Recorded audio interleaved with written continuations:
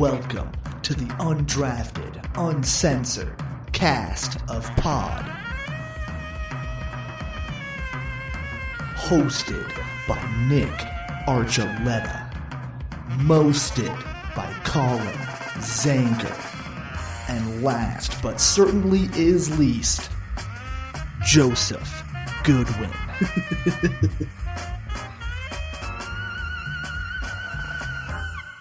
And welcome in, everyone, to the Undrafted Uncensored, a part of the E5280 Sports Network, where I would have had the exact same reaction as Mike McDaniel if you told me a kid dressed up as me for Halloween. Phenomenal. Does not compute. Does not compute.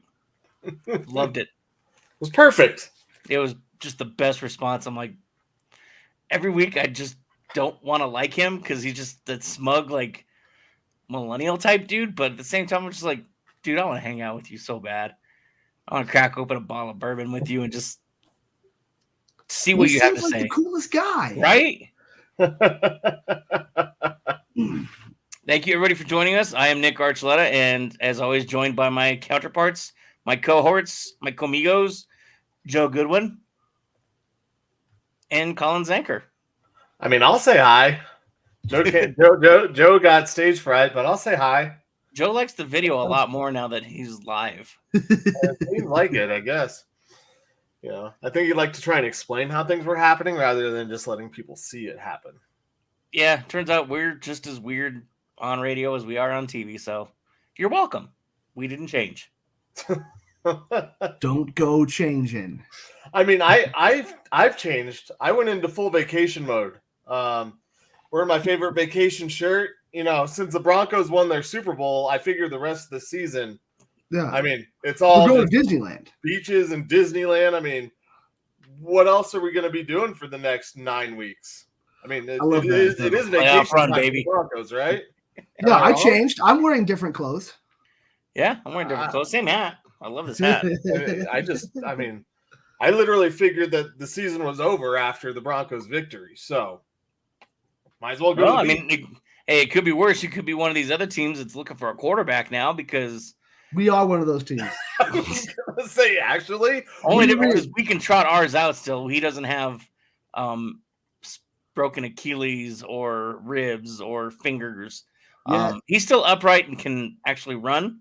He just needs his hand held a little bit while he runs the offense. Run is a generous term. Well, because he can run, he just won't have the football in his fucking hands when he does it.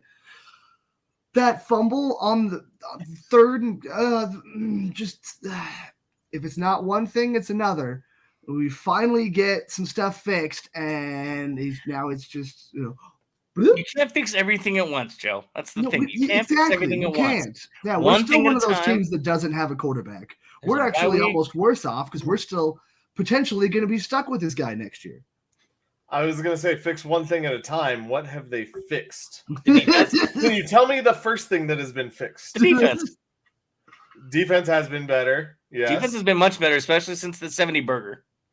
I mean, that's impossible not to be. As long as you don't give up 70, you're technically better. You beat one of the top teams in the NFL. Yep. Oh, it was amazing. They played Taylor Swift at the end of that game. As soon as the game was over, the DJ at Mile High Stadium has kind of been sucking the past few years. Like, it's okay, but they don't really get you excited and get you going like they used to. Yeah. But at the end of the game, when he just plays, haters gonna hate. I was fucking loving it. I saw the videos on Twitter and I was just dying of laughter because it was just one of those, like, this is really happening right now. And normally, like, I'm used to the Broncos trolling their opponents because, you know, they've won so much over the years that, like, recently anything like that just to make me feel good about myself, I love it. I'll take it. The Broncos got trolled by the Cardinals. Yeah. I mean, like I said, the Broncos have won their Super Bowl. Now we can resume your regularly scheduled programming of losing for the next 9 weeks. After the bye week. And we're back. Unless I have any more crazy predictions about the Broncos winning. And to remind you guys, I was the only one who did say the Broncos were winning this game. And I didn't like it, but I did say it. No, I didn't pick them to win, but I did say they had a chance to win. Yeah, well, yeah, but I picked them to win. Yeah, but if you don't pick him to win, it doesn't matter. Yeah. No, it still matters. Nope. No, it doesn't. Oh, it does. No, this isn't horseshoes or hand grenades. Every game you can say there's a chance. Did or you didn't, and I chose them to win. And then the greatest fears came about as they did win, and they think that they're a good team now all of a sudden because they're playing a team looking forward to going to Frankfurt, Germany, to play a much better team in the Dolphins, who put the 70 burger on the Broncos, and then you add in a sick Mahomes, you add in things, and it was the Broncos had a perfect Super Bowl. It was great. The perfect Super Bowl. All right, where do we start? Let's start with. Let's just start with Sunday, just so we can get that out of the way. Turnovers were phenomenal. Good job. I mean, great win. The team came together. They're putting everything together like we talked about. They need to start gelling more. They look like a team. Let's look at the celebration afterwards. Yes, it was their Super Bowl. Okay, whoop-de-doo. But at the same time, what was I saying? What else do you need besides draft picks to get this team going? W's. Yeah. You can't change the culture if you're going to keep losing. And a big game like that is going to help change that culture. Okay. Maybe. I mean, that's one game. But it's against one of the best teams in the NFL. I don't care that Mahomes was sick. If he was so sick, he wouldn't have played. No, I know, but it doesn't. No, he would have. He wouldn't have. The fact that he was sick or wasn't sick, you still beat them. Yeah. But the bottom line is, yeah, he played, but who was going to play ahead of him, and how good were they? There's no way that you're going to start your backup, especially when you're dealing the first loss to Mahomes on the road that he's ever had in the division. I mean all these things. Yeah, he's sick. It doesn't take away. It doesn't take away from the Broncos' victory because you still beat him. But it is another reason probably why it was. Mahomes wasn't quite the Mahomes that we normally see. It doesn't change the W in the book. No. 3 years from now, when we say, "Hey, remember when the Broncos finally broke the streak of losing to the Chiefs?" It's not gonna be like, "Oh yeah, but Mahomes was sick." No, we're gonna just remember that they beat them, caused. We're gonna remember that the team was terrible, and then that was probably the biggest thing that Russell Wilson ever did for the Broncos was that one. That's what's gonna be remembered as the only thing Russell Wilson did as the Broncos starting quarterback is he beat the Chiefs that one time. That's true. You're right. It might be the only thing that. Yeah, that's it. There's nothing there's nothing last year that was good. And there's nothing good about last year at all anyway, except Sky. Exactly. Yeah, and he will not be here next year. If he's here next year, we have huge problems. Which we already know we have huge problems. But if he's here next year, they've given up on next year. And I'll be like Collin before the first game. Fucking lose all of it. Because at that point you've given it a shot. And it will, because last year I didn't feel like he was given a shot because it was just so bad. So this year, the offense, and they've literally had to play in spite of Russell the past few games. They have chopped his passing attempts by 10 attempts a game in the past 3 games. And it's worked. The offense has looked better with him literally playing less quarterback. We were up there screaming in section 508, come hang out with us next game. Just yelling, run the ball straight. You take the ball, you run it forward. That's it. There were a couple of Chiefs fans that were in front of us that were trying to troll us, but it was working. We were like, what did Vince Lombardi do? He ran the toss. You run that toss every play. So we made ourselves a really fun little Da Bears-esque kind of bit of run the fucking toss. Oh, Lord. It's that, and then how many times did the Broncos though get I don't know how you can say this is totally fixed. I'm not saying it's totally fixed. Not totally fixed, but how even the offense is fixed when you got the ball in plus territory so many times. There's still so many things that have to change with this Broncos team, and it's a start to see them win something. But these players are also not the ones who are getting it done or able to get it done. So I don't know how many of these guys are back next year with this team. It helps organizationally not to have that on their shoulders anymore. But if you look at them not being productive with those turnovers, that's the scary part. That also shows kind of how the Chiefs were taking the Broncos lightly in some way. I mean, they just and they've been doing that for years. Yeah. I mean, they didn't big brother the Broncos as much. They weren't running as many trick plays, probably because Mahomes didn't want to do any extra work. It would have been fun for him to run ring around the rosy. Yeah, you could definitely see that it was affecting him. But he's that kind of guy. It doesn't matter if it's affecting him. He'll play at 75%. He'll play at 60%. He doesn't give a fuck. I don't think the concept of hurting your team by being out there is something that he either understands or believes in. He wants to be out there all the time. So I think that helped out a lot, was having a Patrick Mahomes who was hazy, who was a little bit slower to do everything. And the pass rush got to him too. The coverage was phenomenal. Jaquan McMillan. That was the defense we expected to have at the beginning of the year. No, I didn't even expect to have that good of a defense. I was hoping to be able to, to function, because we knew the defense was going to take a step back without the coordinator, Edger Evero. I don't know if it's fixed, because I don't even see how that win really changes the mindset of the players that need to change their mindset. So Jerry Jeudy is still going Jerry Jeudy is still going to be out there talking shit on social media, being that guy. Russell Wilson's still going to be refusing to say anything negative and never really taking responsibility. At least Vaughn never did that either, though. To us. I don't think that really changes that much about the culture and the people who need to change. They're going to be the same no matter what. And so it's great to have that win. Like I said before the game, this is the only game I really wanted to see them win, because it actually does mean something. But I think it's going to take an entire offseason. It's going to take a new leadership regime kind of within this team. And it might involve some of the guys that are here, like Justin Simmons, like Pat Surtain, maybe. He's kind of young to be taking a leadership role right now. I don't know, man.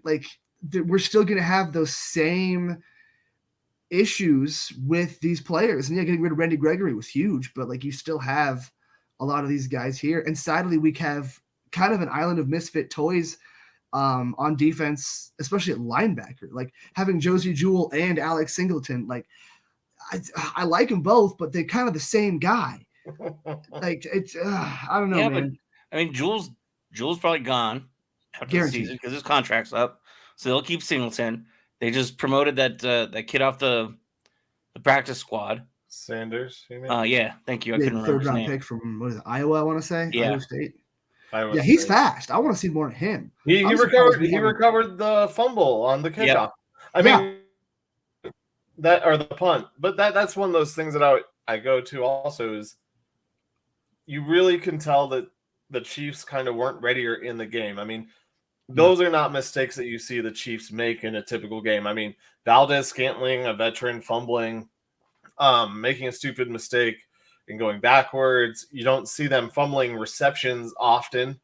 The Mahomes picks were, good defense, but also pressure. So, those were well-deserved by the defense. But even going back to it, you think about how this game ended.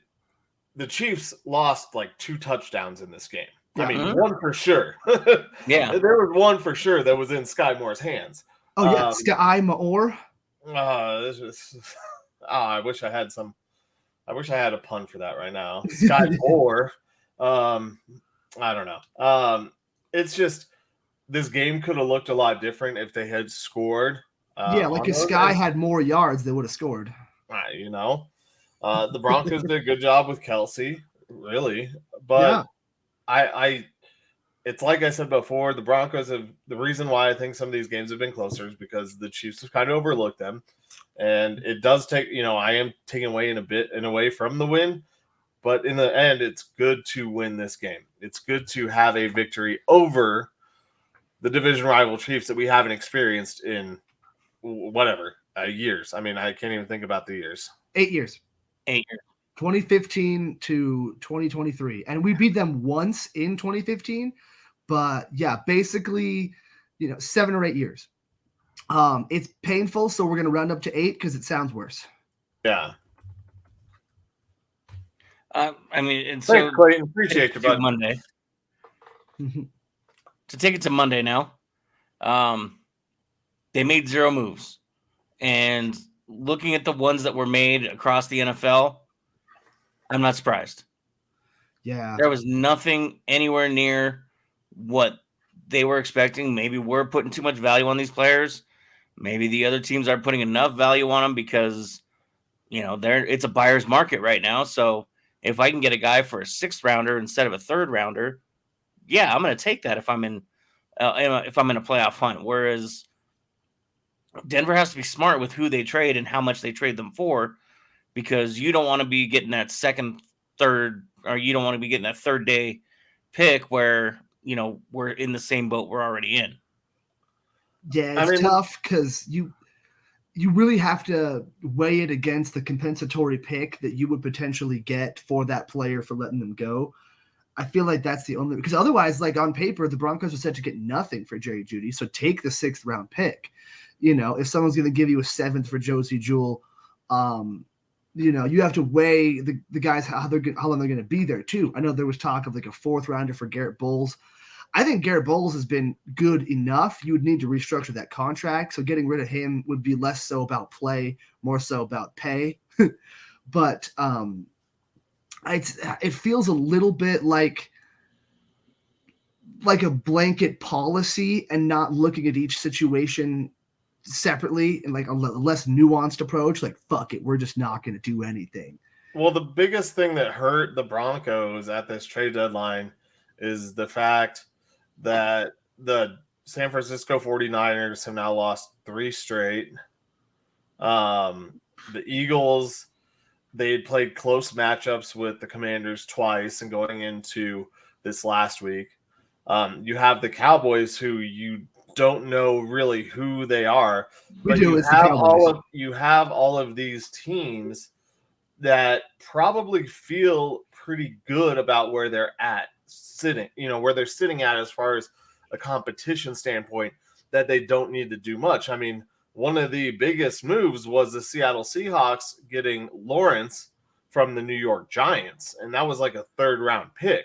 Or no, it was a 2nd round pick, but the Giants are paying like all of his salary. Yeah. Yeah. I heard it put this way. I can't remember what I was listening to, but it was like, okay, the Seahawks probably offered them a 3rd round pick, and then the Giants were probably like, hey, how about we pay all of his salary and you make it a 2nd round pick? And they're like, okay, deal. That's probably one of the biggest deals that we saw because, we talk about Chase Young going to the 49ers. That was a 3rd round pick. Yeah, 3rd round pick for a 2nd overall selected guy. Yeah.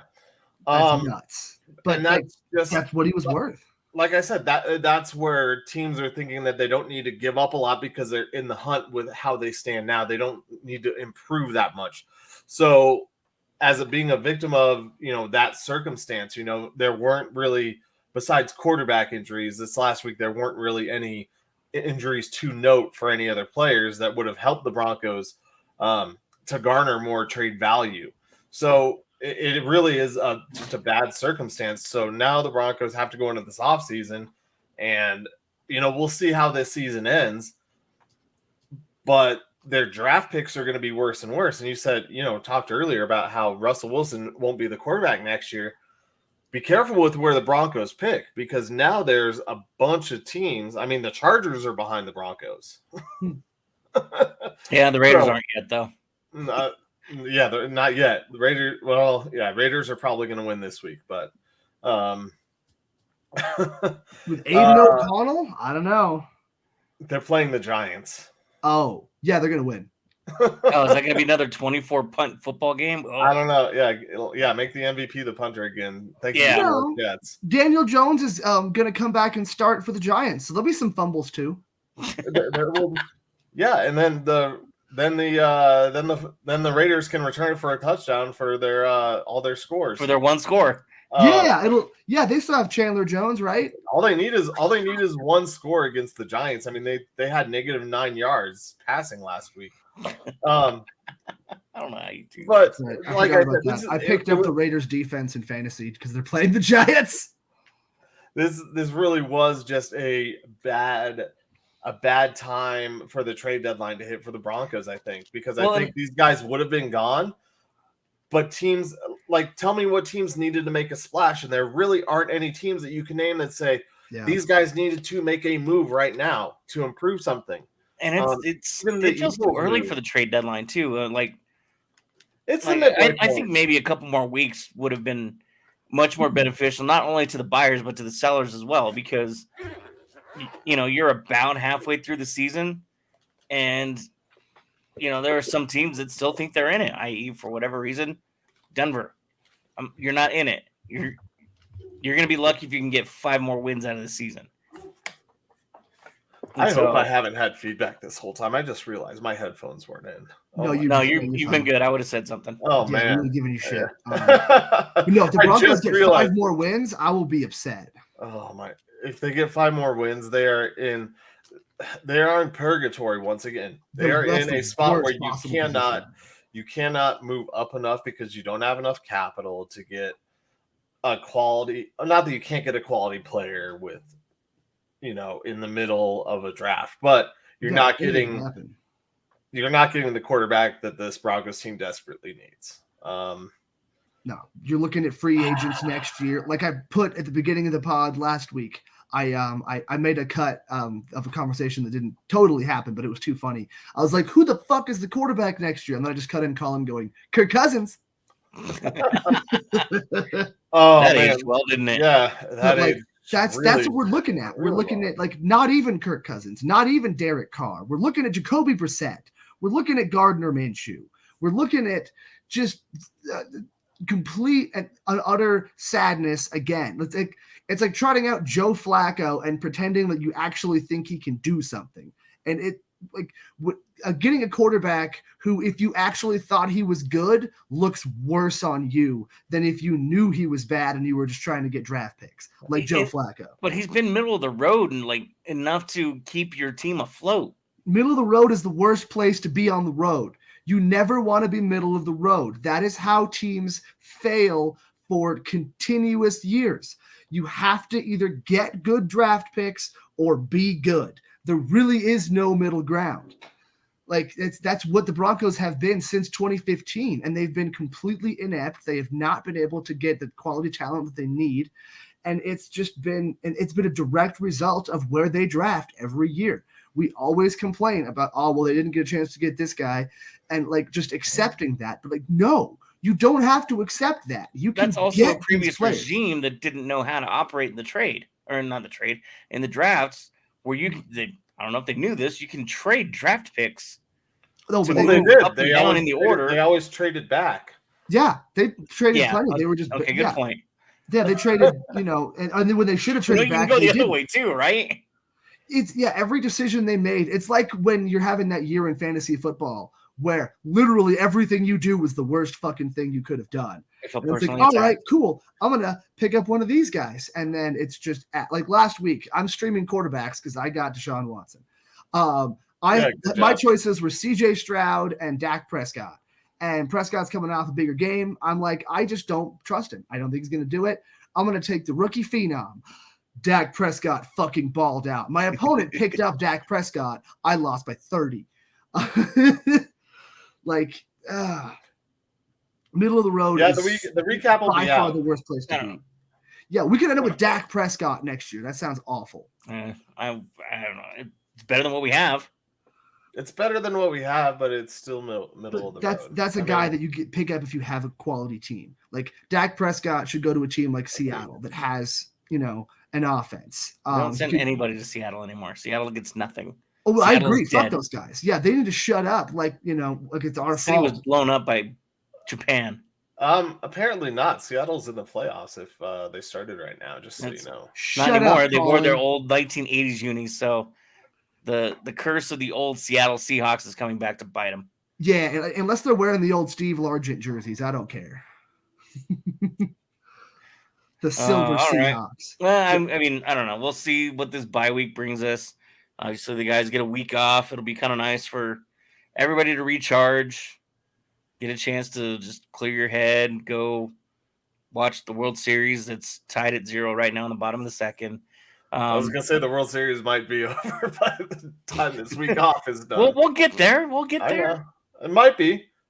Hey, don't give updates if you don't want opinions. No, I was just saying that it's something to do on your bye week is, take an opportunity, go to Arizona, get a couple of rounds of golf in, maybe catch a World Series, just little things like that to help you clear your head. Once again, they're on vacation. The season is over. I'm wearing my favorite beater shirt, and Russell Wilson was at the Nuggets game the other day.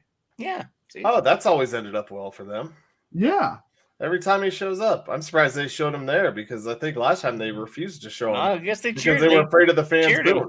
Well, of course they cheered him. Now they just beat the Chiefs. Like that's the only you're surprised fans are hypocritical? That's not hypocritical. That's just surprised, accurate. I'm surprised when the guy does something that no one's done for years. What have you done for me lately? For the guy. Last year we would have booed, and I would have happily booed, and he probably should have smiled and waved or apologized, jokingly, but take it tongue in cheek because he would have deserved that. And there would have been me. It would have kind of made him realize what he's doing is not okay. You know why they showed him is so that he could drop that C note in the little kid's trick or treat bag. That's the only reason why. It was a whole setup. They only cheered because he gave the kid money. Yeah, that you kid guys don't know this. I have no idea what you're talking about. Yeah, Russell Wilson was there, and they had a kid that walked by him with a Rocky let a kid by him with a trick or treat bag. Russ pulls out his wallet, smiles for the camera. Drops the C note in the kid's bucket or what? I mean, I don't know if it was 100. I don't know if it was the C note, but watch it was he drops a bill into the kid's bucket. I'm just assuming it's 100. If you can sit there, it was a 10. Might as well. It was a 10. That somehow feels worse than. That feels much more carryable than $100 bill. But Russell's Russell Wilson guy. A $100 bill for a man making $230 million is. A $10 bill is a penny. Though. Nobody takes hundreds anymore. I mean, it's a whole thing. But Russell, even taking cash is a thing in itself. Russell's a flex guy. Got to go. He likes to flex on the ATM thing now and put it in so he can get a card. No, he's all about that status. It's you show that you're a millionaire when you have hundreds on you, multiple hundreds, just for whatever. Just have a few $100 in cash because you never know when you're going to need it. Well, speaking of a few $100 in cash, let's go ahead and transition on to the Nuggets are nobodies again because there's this team in California now that has this guy that never plays. What's his name? He just came from the East Coast. It was the guy, he got traded. How are the Nuggets nobodies? Because they're saying the Clippers are going to win the NBA title now that Embiid got traded. I haven't heard a single person say that. Wasn't it Embiid? What am I? No, not Embiid. Hey, Nick. That's the move. That would have been the real ballsy move. The Sixers trade Joel Embiid and force James Harden to play. No wonder the Clippers are going to win, Nick. Trading the wrong guy. Yeah, no, I don't think anyone's saying the Clippers are going to win. They're definitely now a contender, but the contenders, for me, the contender is a slot below defending champions. And until they can prove that they can actually hang, because James Harden, he's a good player for sure. Yes, Harden. But it's not like he's got no one said it was Harden yet. No, I did. I said it earlier. Nick was still trying to search for who it was. My brain was trying to get back there again. I'm like, I already said it. I was like, that's the move. They trade Embiid and force James Harden to play. I said it like a minute ago. Yeah. No, Nick just got it. That's what Nick just missed it. My brain's broken, dude. I don't know. I got stuck on Embiid trying to make a joke out of it, and then next thing you know, I just don't know what I'm doing anymore. I can't believe the Sixers traded Ben Simmons. Yeah. Hey, anybody want to host? We need a new host, I think. Undrafted Uncensored, now hiring hosts. There you go.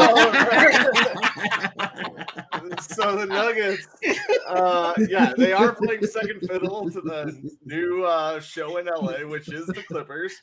James Harden, the newest member of this superstar team. I would like to say that, I mean, they're going to get the news. They're in LA. That's what's going to sell. We already know this as Nugget fans. When on opening night, Jokic, Murray, none of these guys were on their opening night posters, or on their ads. They weren't even represented. It was all the other guys. So, of course, these guys are going to be the talk of what's going on in the NBA. Now, as your faithful host who knows what's going on around the NBA, I would like gloves up. I would like to say that the Nuggets are the favorites, but they're never going to get that press because they're just not the marketable. They're not that marketable team. They're not that personality. Now, should they get the press? Yes, but will they? No. You had the MVP who didn't get a game on Christmas for 2 years straight. And I mean, got one last year though. I was there. That dunk on Landry Shamet. Oh, it was one of the coolest things I've seen live. Sorry, Nick. That's all right. I mean, just to add to that too. This is a humble, hardworking blue collar team. Yeah. They show up. They do what they need to do, and that's. I don't want to say it's a problem, but that's just their image is. Switching it back. He's back. That was well played, sir. Well played. I deserve that timeout. Put me in the penalty box for 2 minutes there. If you offer up your job, one of us is going to take it, and one of us is in charge of the stream. The other one of us is Joe. Clearly, I couldn't understand why Wemby got traded. Oh, damn it. Here we go again. All right. Well, Steph Curry in the NBA is still putting up some big numbers, guys. I do have to want to say that. Oh, my God. Well, yeah, of course he is. He's got Kyrie Irving next to him. Yeah, Wembanyama last night. Did you see that, by the way? Speaking of Wemby. Dude, I turned it off. Oh. My shift at the fan got over. I was running the World Series game. And they were in the middle of the comeback. They had gotten to like 4 or 5 points. It was like 3-4 minutes left. I'm like, I don't think they're going to be able to do it. Kevin Durant and the Suns, those bench guys, Eric Gordon was playing well. They were doing well. So I was like, you know what? It's probably not going to end up happening. Whatever. Turn it off. And then I see the headline today: Wembanyama with the Spurs orchestrate amazing comeback. I'm like, damn. Hey. I watched Cleveland try to come back on New York. KJ and I were sitting there watching it, and then it was not happening. And I was like, you know what? I'm not gonna put my heart into another potential comeback. It's just not gonna happen. And that's I should have bet on it, you know. So Joe, I got a question for you. Yeah. You know, with the NBA, and let's talk the Spurs. Spurs were really good for a lot of years. Yes. And that started with Tim Duncan, right? I mean, they were good before that. They had David Robinson, but then they got Tim Duncan. And what happened after Tim Duncan? I mean, they had a lot of years of success, right? Roughly, yeah. Just a couple. And then they kind of went in. Then they kind of went in the crapper for a while after Tim Duncan was gone, right? I feel like I'm going to be attacked again. Just a couple years. They just weren't that good. You know, it really didn't take them that long. All they had to do was trade away LaMarcus Aldridge and Kawhi Leonard. And then what happened? They accumulated and this is a technical term, a fuck ton of draft picks for Kawhi Leonard. And one of those draft picks was, where was it at? We found out live on the show a couple months ago. It was the first overall pick. It made a big difference in the future of the outlook of their franchise right now, didn't it? You know, I would say so. Okay. I would say so. Back to you, Nick. Well, Tony Parker worked out well, didn't he? Damn it. Tony Parker? Yeah, he was really good. Yeah, he married. They have probably the best man in history in Manu Ginobili, who I hate. His marriage is more famous than he is. He like popularized flopping. But yeah, no, they're really good. But yeah, you see basketball constantly. It literally happened. Like, remember when the Denver Nuggets they had that superstar who wasn't happy to be here anymore? His name's on a candy bar. I don't totally remember now. And then they traded him Oh, away. there are Carmelos. I was thinking about Mellows. I was like, there's Yeah, still Carmelos. Yeah, they're I delicious. forgot about Carmelos. Yeah, Yeah, and then they yeah. traded him Carmelos. for a relative fuck ton of draft picks, one of which ended up becoming Jamal Murray. So yeah, like that's literally that's the best way to build a team through the draft is get good draft picks. I'm feeling attacked. I'm gonna stick by my guns. I don't care. I was just talking. Well, yeah, there are still ways to move up in the draft. There are still ways to move in the draft without doing it right now. But let's see what you have that you can trade away too. I was talking basketball. I'm not talking. The Nuggets don't need to make any trades. No, maybe good. Some bench guys, but even then, they could go with the guys they have and be fine. You know, if you guys weren't like my best friends, I would probably punch you both on the throat. I'm just saying. But we also love you both. We wouldn't say these things if we weren't your best friends. If we didn't care, we wouldn't say it. You know, Nick, I do appreciate the fact that you are adamant that they can be middle of the road and get back to relevance. I just don't see it happening, and I don't see a possible way. You've never given us a how. That's one of the reasons we keep giving you shit. Well, because it hasn't happened. You just got to let things play out. You got to giving let it one happen, example of that ever working. There aren't middle of the road teams that have been middle Cubs? of the road for no. The Cubs terrible for a long time? No, Nick, you know that was a young team that had a few good key veterans on that team that won the World Series. And how did they get those young players? Did they draft them? Been through hell. The Royals? The Royals were a young team too, and they brought in the Mets. The Mets with Piazza? Which Mets? Yeah, the 2000 Mets. The ones that all of a sudden came out of nowhere to try and win the 2000 World Series and got obliterated by the Yankees. By the Yankees, yeah. That was Roger Clemens and Pettit. That's Duque. right. Yeah. But that's also baseball. Baseball, you can just catch fire. Like, you don't really need the horses in the same way in baseball as you do in other sports. Like, the 2007 Rockies are exemplary of that. Like, you know, in every other sport, you need to have the picks and the player, because in baseball, you don't know where your guys come from. So, like, you have to have the whole farm system and shit. Yeah. But like football, basketball, even look at hockey. You know, the Avalanche were bad for a long time. They got Nathan McKinnon, and then right as they were starting to get good again, they still had one more good draft pick. Got Cale Makar.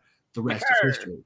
Hey, don't forget about my man Miko in those drafts either. Oh, he was there for sure. You're right, but yeah, like he was like the number 7 pick, 8 pick. I don't know. He was still top 10. I didn't think he was that high. Yeah, he was like maybe he was 5 or 6. I don't know. He was the top 10 for sure. I don't know. Awesome. I'm gonna stick to my guns. Okay. I don't care. The one thing you know about me is at least I'm gonna stick to my guns. Yes, I do. Until I am beaten to a bloody pulp and I finally throw in the towel. I just want to hear why. I'm gonna stay right where I'm at. I just want to know why. That's it. I see something in this team that just makes me feel like even though there are very abysmal flashes of terribleness, that there's still that team in there, like the smart kid that goes to class and has like been getting all A's, but like this year that kid's just like barely turning in their work, getting C's and D's.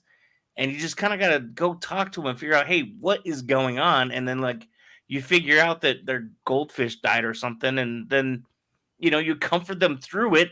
And they come out the other end with a smiling face again. I have the answer for you. But those grades don't actually matter the year before. You know, that kid can finish that year with a D. As long as he gets a passing grade, the next year is all that really matters. You know, that's what I was going to say. The answer is the kid already got accepted in the college that he or she wants to go to, and they already are out of high school mentally, just like their year's already over. So it doesn't matter what they do as long as they get a passing enough grade and collect their, you know, don't get their tardies, don't get any checks off. Also, in this metaphor, there's no reward for doing bad, whereas in sports, there 100% is. You can have all those flash, like, the idea that like these flashes should like force you to hurt your draft stock and win games you don't need to win. Like those are two completely different concepts. Like, yeah, there's definitely flashes of good with this team, and that's why we want them to get like more talent on the team. If you have these flashes of quality, that's great. We need them to be more consistent, and we need to add to this team. Like, but then but you try to do that in season too. And right now, no, clearly, hang on. Clearly, in season, it doesn't matter because everything we can assume the Broncos were offered was low ball. Yeah, they got low balled. Yeah, and so you go through the postseason. You show off the talent you have. Your Justin Simmons, your PS2, your Jerry Jeudy's, your running back core itself. Basically, you get those guys so that their numbers are inflated more, especially because you're playing a bunch of weak teams on the back end of your schedule. And then that's when you start making those bigger trades because there's going to be teams that are going to get eliminated right away or that were on the cusp of making the playoffs and are short this running back, this wide receiver. You start inflating their value that much more before the draft. You help yourself out. It's about talking. It's wheeling and dealing. This is used car salesman at this point. This isn't going in there with, oh, look what I have. Shiny little toy. I sell to you. I also sell Frogurts. Well, I really didn't mean to turn this whole thing around back to the Broncos. But I will say this, is that for the Broncos and these players, the reels that these guys are going to show are that Chiefs game. I mean, they have the tape that they need to because no, that's all they need. Yeah, that's all they need. But because you can continue. Wow. What other tape are you gonna want to show? I mean, oh my goodness, you did all this against the Chicago Bears. Oh my goodness, Vikings. You did this against the Lions. The Broncos haven't played the Vikings yet. No, but that's what I'm saying is as the season goes and it progresses. You have good games against the Lions. You have good games against the Vikings. Those two games, they're probably going to lose. You can, I mean, all you want. I saw that. Well, yeah, I know, but what's I'm just saying there's just more than one way to skin a cat. But you haven't. Yes, I understand you're disappointed that they continue to win, but there's still value in these players that right now it's not the right time. Yeah, well, yeah, it obviously wasn't the right time. I mean, the trade deadline was bad. Like I said, it was bad for the Broncos. It was just a really bad timing. For a lot of teams. There weren't teams that were in need who were trying to sell, and there were teams that all of a sudden, I mean, look at the Tennessee Titans. Yeah, I mean, the Tennessee Titans full well wanted to sell. And I guarantee you that Mark Davis and the Raiders wanted to sell, but Josh McDaniels wouldn't do it. Why do you think that their GM and head coach were fired at midnight or like 11:55 the day of the trade deadline? It's because they didn't move anybody. Yeah. It's because they didn't make any moves for their future. That's why McDaniels and their GM are, I mean, probably the last straw as to why they were fired. No, I heard it was apparently the last straw was when McDaniels, who is well known around the league circles as a guy who goes all out for Halloween, came to the Raiders facility dressed as Mark Davis the day after losing to the Lions on Monday Night Football. Davis seemed to take it in stride at first. He appeared to laugh and even order his now trademark P.F. Chang's lunch delivered to Coach McDaniels to complete the look. After the two had eaten, Davis suggested McDaniels read his fortune cookie, which read, "You're fired, hotshot," according to multiple sources who viewed the dessert. It was parody, obviously, but that's why he got fired, because he dressed as Mark Davis. And sure, that's the only reason. It's not because the Raiders are a fucking garbage fire. Yeah, okay. Because he was a terrible coach with the few talented players they actually had. They should have tried to move on from Devontae Adams. Yeah, because they don't have anything else. Like, you know who could really use a receiver like that? The Saints. Kansas City. Put it back with Derek Carr. Like, they already lost Derek Carr because of the Josh McDaniels bullshit. They lost their Pro Bowl caliber quarterback, not always playing to that level, but also they've never really had continuity there either. They're a garbage fire. Yeah. They couldn't afford him though. Yeah, and the Raiders are another perfect example of teams that win just a few too many games in the year and get terrible draft picks and now have almost no talent. You know, when the best player on their team I guess Devontae Adams is now. I was going to say Max Crosby because he was like a second or third round pick, but no, Devontae Adams is that guy now. But like it's you see it so often, and I really want to see the Broncos finally just turn the corner and do the thing they want to do. Also, the Nuggets are down by like 15 right now, so I'm a little concerned. That's all right. The winning streak may be in jeopardy because it's just regular season, and who cares? Well, we're getting to that magical time of the year too with the in-season tournament. Oh God. Yep, your favorite time of year, Joe. It's. I said, all right, next. Yeah. It's my favorite time of the year. The worst part, so the Avs did have an ugly weekend. So we talked about the 5280 jerseys a little bit. Did you guys see the courts? No. All 30 teams are going to get a complete court repaint for the in-season tournament only. And it's inspired by the fucking stupid-ass city jerseys. So the Nuggets court is going to be like brown, I think, or blue. It's blue and yellow. It looks like it should be for the Golden State Warriors with that stupid 5280 instead of the Nuggets logo in the center court. Up now. And every team is stuck with this. So those horrible city jerseys are now getting doubled down because they're designing the courts after them. And the NBA forced every team to color coordinate the court with that kind of jersey. Like the Knicks begged them to have like just a gray court, and they're like, no, we want it to be like the city. So the Knicks have a bright orange, like Syracuse orange court, which I kind of love because it reminds me of like a Broncos. But like, dude, it's gonna be atrocious, and like I still don't know what the point is. Like they get more money if they win. I don't think anybody really cares that much. Like unless it's gonna guarantee you a playoff spot, like I don't care. There you go. And like even that, like that feels like a too much. So maybe even just like guarantee a play-in spot, like you'll be in that top 10. Yeah, dude, it looks ridiculous. That's what they're gonna play on in Denver. At least they've got the championship trophy. I was gonna say they got the championship trophy. No, they don't. They all have that. That's the in-season cup. Scroll up, Nick. It's on every single logo because it is the in-season cup. It is not the trophy. That's enough of that. Yeah, it's ass. Whoa, how did that just change? Whoa. I don't know how I did that, but okay, that works. We're learning things every day. The host is still the one on the left. I don't know how that. We'll just leave it alone. Okay, well, we're gonna. I love the mirrored image. I'm still just gonna put it wrong on purpose. Keep how it is. All right. Yeah, we're fine. Yeah, Avs just had an ugly weekend, 8-0. But that messes with. That was can't see the logo. Can't see the logo. Oh yeah, we need the logo in there. All right. Yeah, the Avs had an ugly weekend. Road trips suck, especially going out east. Well, and that's pretty much all their season has been too. They've had what, 3 home games, 2 home games? Just the 2. 2 home games, and the rest of their season has been on the road. Yeah, I mean that's terrible planning. Get the road games out of the way though early because then come later in the season when it comes crunch time, Ball Arena is going to be packed. Yeah, but this is also what helped the Avs win their division last year was the influx of home games at the end of the season.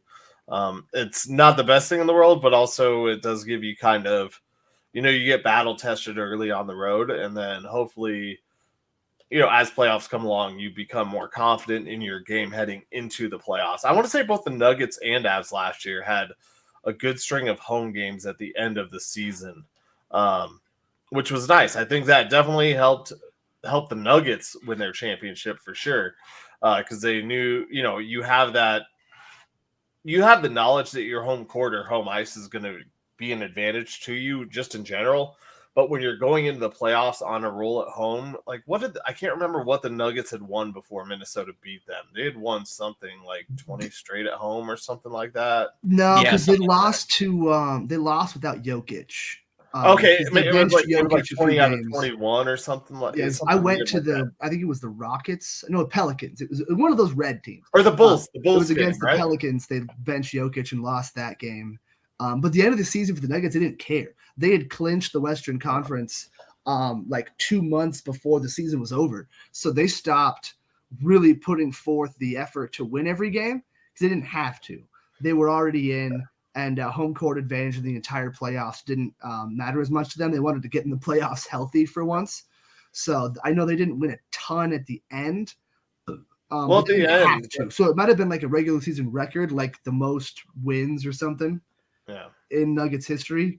Because we've never been number 1 seed. That was the first time. Yeah. But I mean, if that is how it all ends up playing out, then it's all right. It just sucks that they have to go out east so early. But maybe I guess I can't even say they got it done before daylight savings time because we fall backwards. So yeah, that would gain an hour anyways. It would have been nice to go with an extra hour onto the East Coast. Whatever. Right. It just sucked. That was a bad road trip. No goals. It was. Georgiev needs a rest. I think Bedsy was going to push him as far as he could. And, I mean, obviously he did. Yeah. And it was good to do that to an extent, to see how far he can go and kind of get that barometer of this is where we should probably give him a rest. And then as the season goes on, that limit will get further and further down the road. And he'll kind of get back to that. So they might be able to surprise some people and be like, well, after so many games in a row, Georgiev really slowed down. Well, now he's got a whole season of conditioning, and he can actually, play maybe 1 or 2 more games, steal something in the playoffs. That'd be fun. Yeah. I mean, it's nice knowing how far they can push him, especially as, I don't want to say unwanted, but coming in and replacing Darcy. Kemper, yeah. Those were already big skeets to fill, and so the poor guy had the crowd against him already because you're not my dad. But they play tonight against the Blues. It's at home, so come home. You've had home cooking. You've had your own bed now. Get out to Ball Arena where you got the crowd on your side and just destroy the Blues like we always love to do. Yeah. Yeah. Well, that's why they call them the Blues. Definitely score a goal in the first 10 minutes. Yes. Not that Collin has that on a parlay or anything. Go ahead. Because I know Collin's just waiting and itching and anticipating. Let's just move on. Is the World Series over?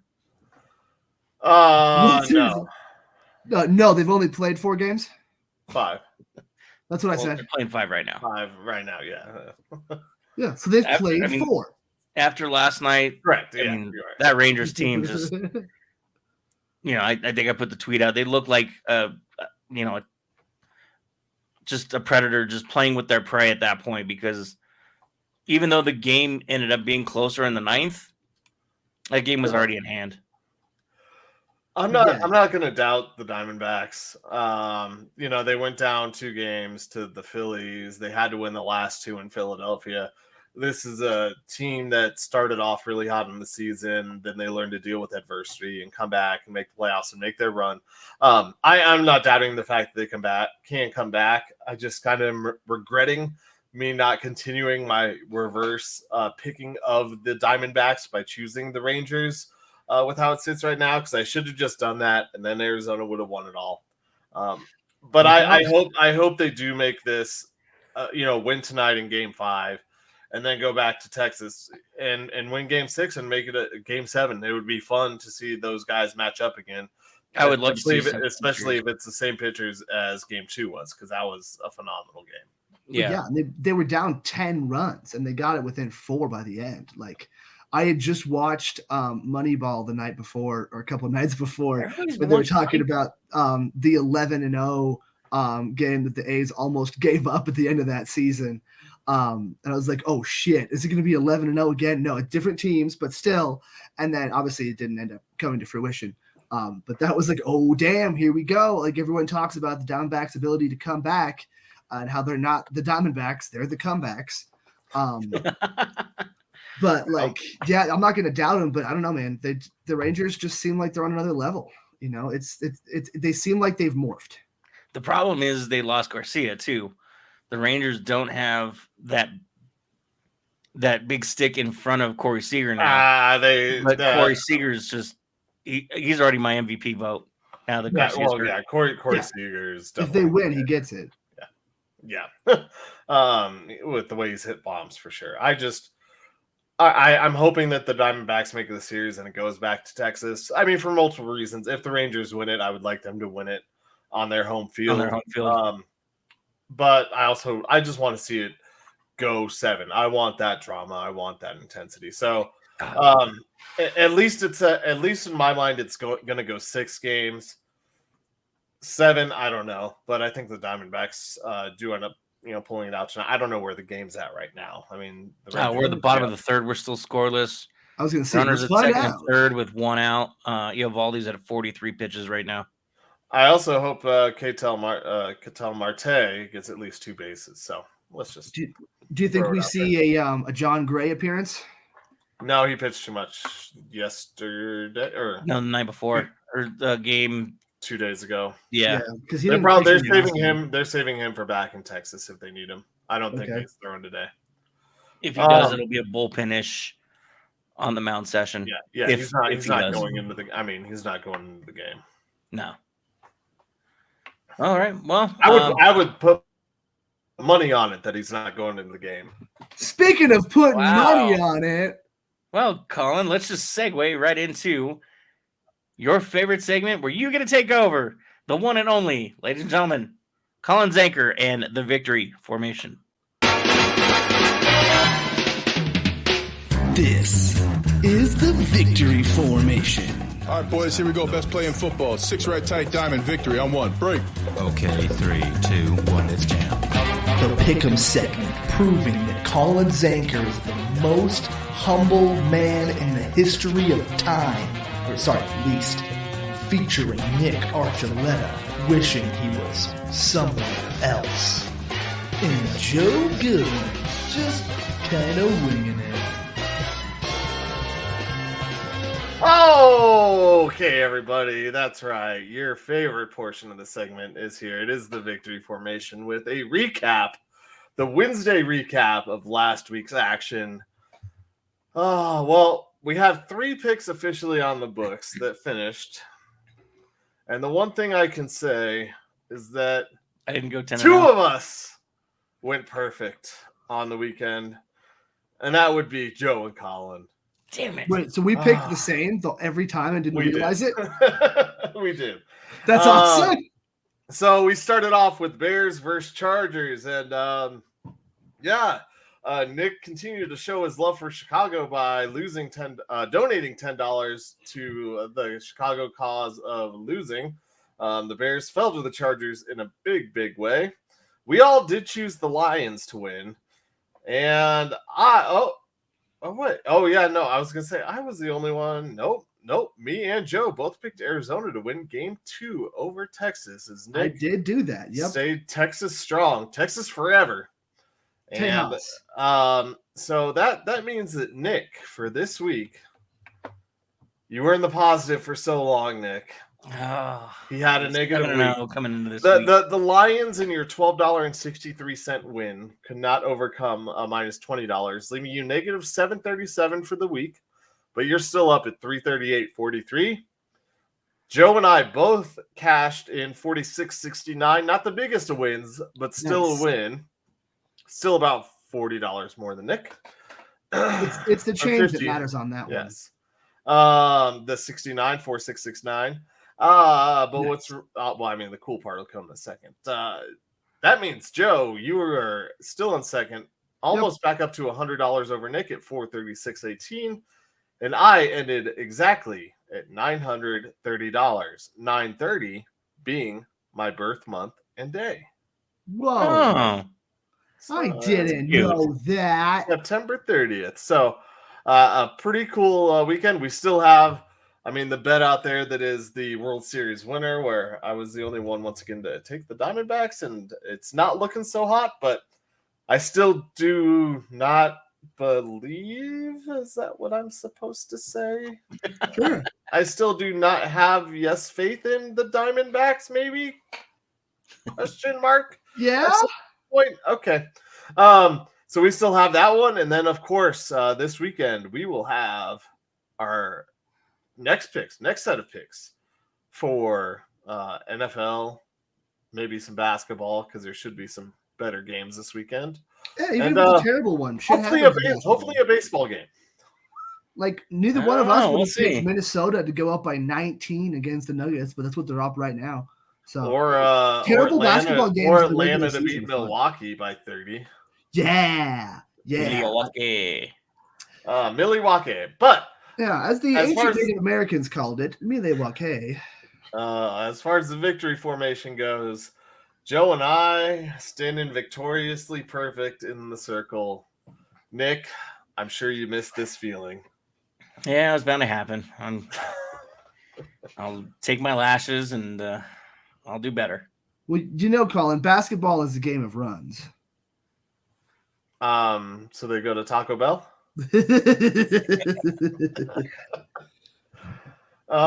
Like the Broncos are running to their beach houses? Yeah. Getting that tape ready. Yeah. Getting that tape ready. It's already done and edited. Well, yeah, they have nothing else to do. They get somebody else to edit the tape. I got my class ring back just the other day. Nice.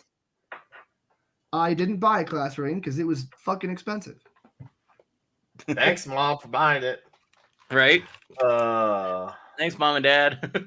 Thanks, Mom. Yeah, no, I was on free lunch. I was not getting a ring. Yeah, but you got free lunch. I did get free lunch. Hey, pretty much every day. With all this victory formation imaginary money, you could buy yourself imaginary lunch. I could buy myself an imaginary ring. I was just going to say imaginary class ring. Yeah, that's probably what it was. It was you can graduate whatever year you want from whatever school. Put whatever the hell you want on it. To Harvard. When did you went to Harvard? The school from like Saved by the Bell or like the Angel Grove High School. Angel Grove. Rangers. There we go. Yeah, the Power Rangers one. Yeah, I get it. Can I get like a Ninja Academy class ring from Naruto? There you go. Oh. They didn't make rings in that show, but it'd be funny to get one. All right, thanks everybody for tuning in. Sorry, Colin decides to pick which walkaway music we're gonna have. Yeah. Thanks to Michael Spillin and the crew over at E5280sports.com for hosting our show. I don't even know if he's that big, but I'm gonna call him that.